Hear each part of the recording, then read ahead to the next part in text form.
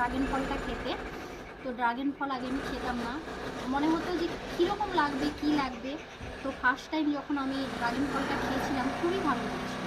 তারপর তোমাদের দাদাভাইকে বলেছিলাম যে একটা ড্রাগন ফল নিয়ে আসবে, তো ছোটো করে ও নিয়ে এসেছিলো, খুব বড় একটা ড্রাগন ফল নিয়ে এসেছিলো। তো মানে যেরকম হয় আর কি বড়, ওই রকমভাবে নিয়ে এসেছিলো। তো ভালোই লেগেছিলো খেতে। তারপর এখানে এসে আবার বাবার ঘরে এসে আমি আবার ড্রাগন ফলটা খাচ্ছি। এটা আমার 3 নম্বর, মানে 3 নম্বর খাওয়া, মানে ড্রাগন ফলটা আমার 3 নম্বরে এটা। তো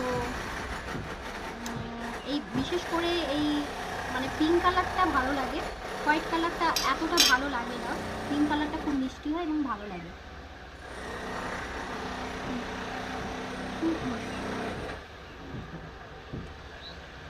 তো চলো, টাটা।